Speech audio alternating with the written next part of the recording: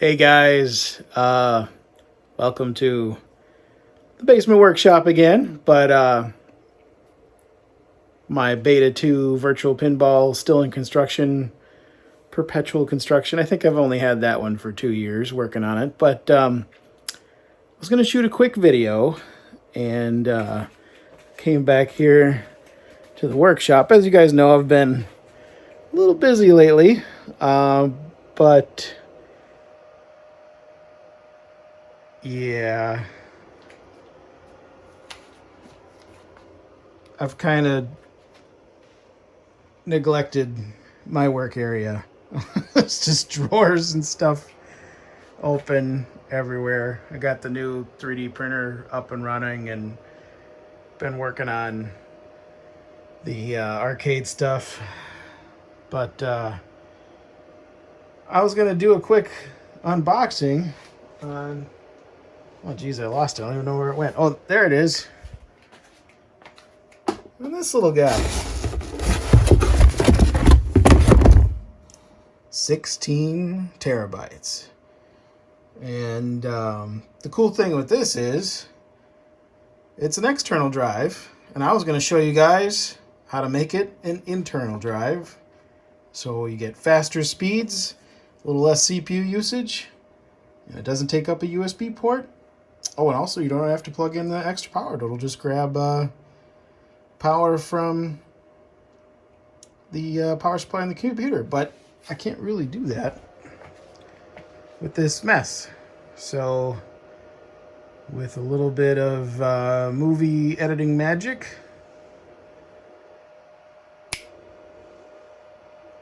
I always wanted to try that. I don't know if it worked, but we'll see if the movie magic actually holds true.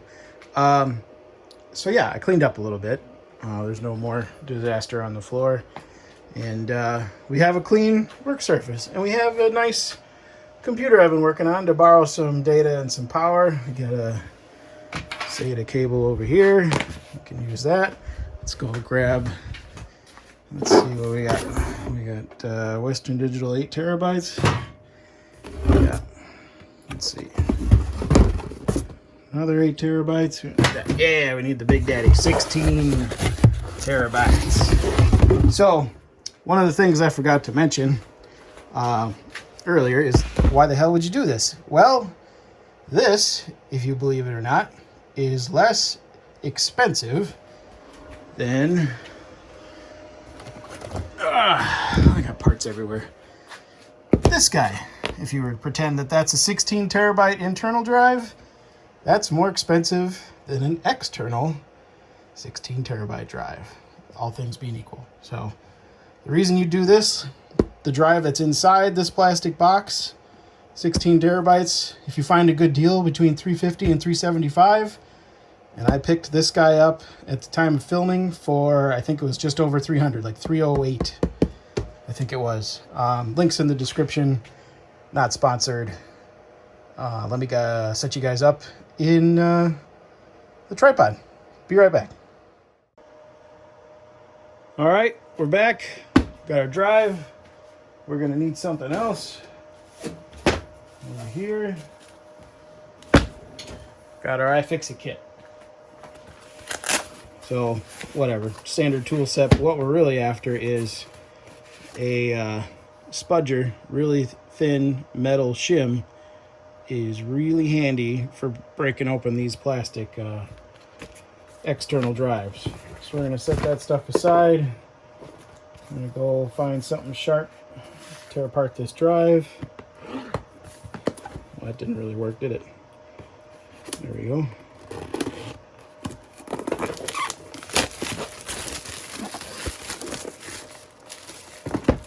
Never thought I'd do an unboxing video, but here we are.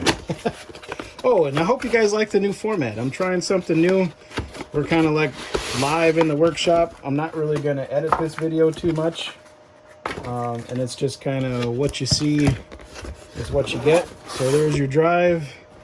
Nothing else in the box except this other one full of power supplies and USB cables, I'm assuming.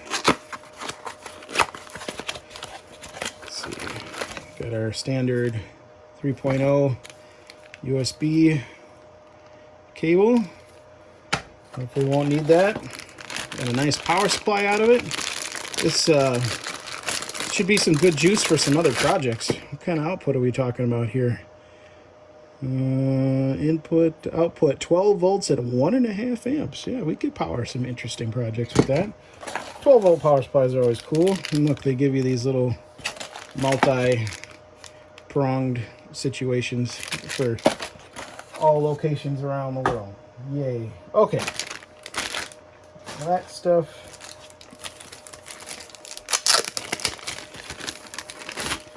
And if you're doing this at home, you should absolutely plug this in first and make sure it works, but I'm too lazy for that right now. And I've done this many times, so I'm pretty confident. Now I just got to find, see, these got some really tiny seams like this right there. My camera's not really focusing. That's actually where you want to go for it. And with the vent holes here, you can kind of even see the drive poking out depending how the light catches it. So I'm going to try my best to keep this on camera for you guys while I do it. But basically, you want to take your super thin metal shim and try to get it in one of these cracks like that, and then twist it a bit. There's usually a bunch of plastic clips that you need to, yeah, see, hear that? Yeah. So you just kind of get in there and twist. You can try to do this with a knife, but you're pretty much guaranteed to cut yourself. So once you get some room in there, oh my gosh, this one's extra tight. Oh, there we go. Try to go left or right with it. Try not to mess up your tool too much. There we go.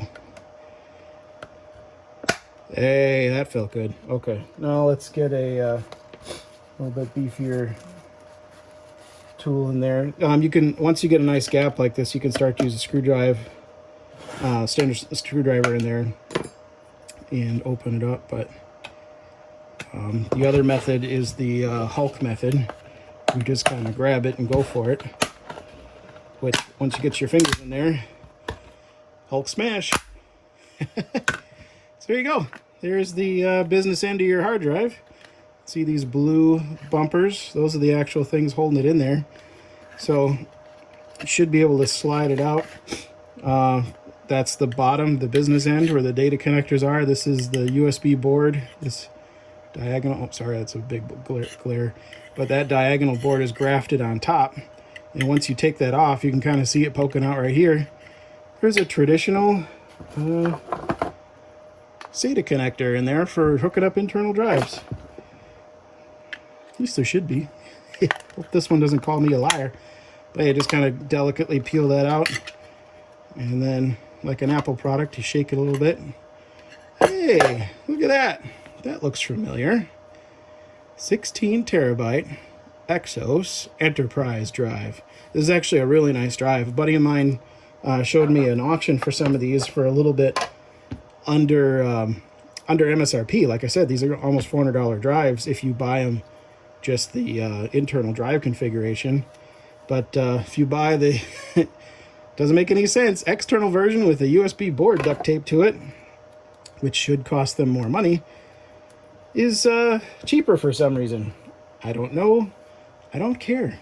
Let's get a screwdriver and take this off.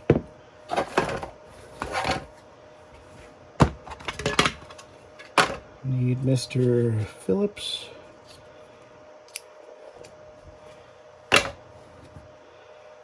Get these little drive rubber mount holder things off, just in case we need to organize our parts for later. The also not sponsored, iFixit guys, they make the best toolkits. I have many toolkits. I literally have one of these exact same toolkits in my car, but I'm weird like that because I like to take things apart. But they're fantastic. If you can't fix it with an iFixit kit, throw it away. They should trademark that. iFixit called me.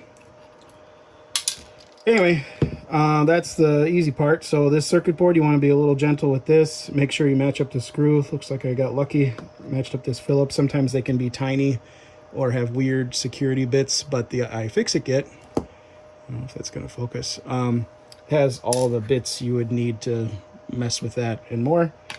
And then now that that screw's off, mind this weird tape they usually throw on here. So you can usually peel this back. And there's other videos on YouTube, of course, of this. This is not my original idea, but this is it's known as drive shucking. Taking out a cheaper drive out of an external has been a popular thing for, geez, a decade now, I think. And there's many other more informative YouTube videos out there if you guys are a little squeamish at doing this. And understandably, this is expensive. This was $300. And I didn't even see if it works yet, but I'm pretty confident. So you see I got that tape off of there. And then here's the USB interface board. Power in, USB data. And then I got that screw off of there, so that should just slide out. There you go. That look familiar? Regular old hard drive. Nothing to it. And then you can choose to, I mean, if you wanted to, you could take a different drive and throw it in this enclosure and try to be, you know, a little bit more gentle with this. It goes back together relatively well. You see all the plastic clips on there. We probably broke just a handful of them just getting it open. Yeah, we only broke 2 or 3. So that'll go back together if you want to put like an old drive, like if you're upgrading, make that external. Oh man, automatic lights. Sorry about that. Gotta change the timer on that. Anyway, so here's our external drive. Let's get a spare power and SATA cable on this machine up here. Let me see if I can, there you go. So I've got a computer right here.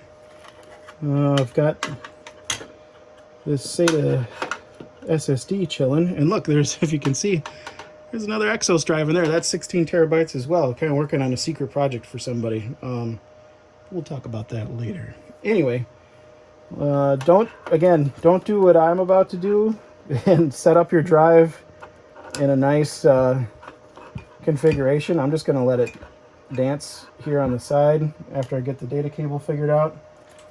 And then I might reposition it a little bit better than that. You should definitely have it flat on the ground, you know, orientated either perpendicular or horizontal to the ground. So the spindles know what they're doing. Bear with me 1 sec. I got to feed that data cable into the other side. I'll be right back with you. All right, real quick, guys. We got the drive just temporarily seated on top of the iFixit kit. The big thing with this is, see, there's little metal magnets that hold this together. First of all, magnets bad, but these are small, should be fine. Bottom of this, there's a circuit board back there. It's conductive. Don't set it on anything metal. See that little guy right there? Just make sure that's not grounding on anything. That should be perfectly fine for our testing purposes. We've got power and data.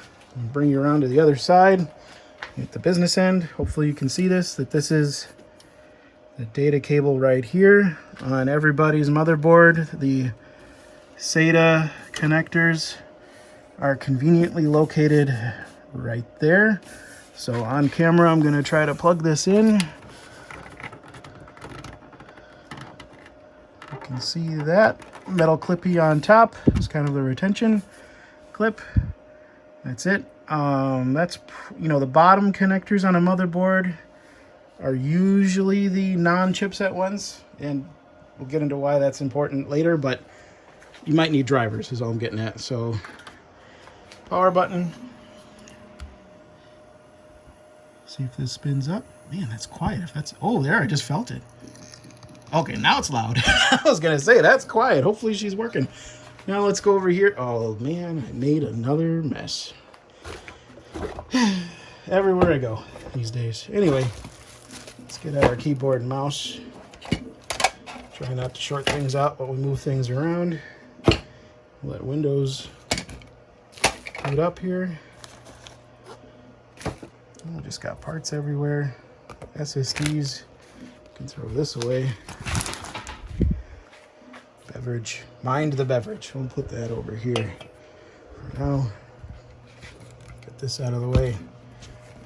All right, computer's starting up. And then we'll go into Explorer. Hey, look at that, guys. That was original boot drive. First partition on the original 16 terabyte. Second partition on the original 16 terabyte. And look at this. New 16 terabyte, completely void. And it's even got the external drive icon still on there, because I bet if we go in here, we'll still have a random folder of their garbage that they have for manuals and other dumb apps that no one needs. Oh yeah, warranty registration. Well, I kind of probably voided that warranty. So anyway, guys, that's it. You could probably run benchmarks on this and test it some more and do all that stuff. But like I said, I've done 1,000 of these things. My NAS is full of shucked drives just because it saves you, 20-30% at least. But here we can format it. Do a quick format on it. Seagate expansion drive. And do a quick format. We'll call it 16 terabyte 2. Quick format. It should take a hot second.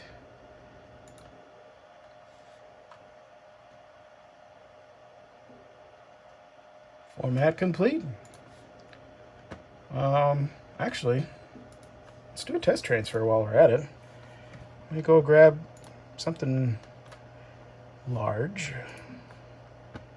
I'll grab the Wii U ROMs and just toss it on there and see what kind of transfer rates we get. So drive to drive. Where's my Explorer window? 120, 110 megabits per second on a spindle drive. In real world environments, that's about it. Your SATA cable is going to max out around 160 megabytes per second in the lab, so I'll take it. There she is. That's it, guys. Quick video. Just wanted to try out a new format. I'm not going to edit this one too much other than that stuff in the beginning we talked about.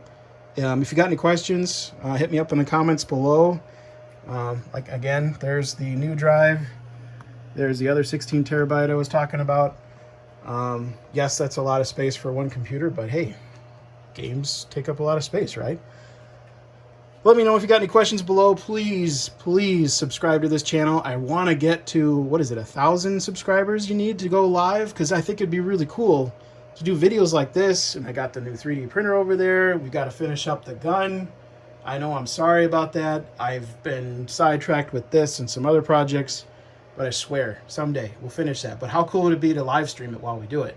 You could watch me get electrocuted. But so, please help me out. Get me to 1,000 subs. YouTube will turn on my live streaming ability. We'll have some fun. Thanks for watching, guys. See you in the next one. Round 1.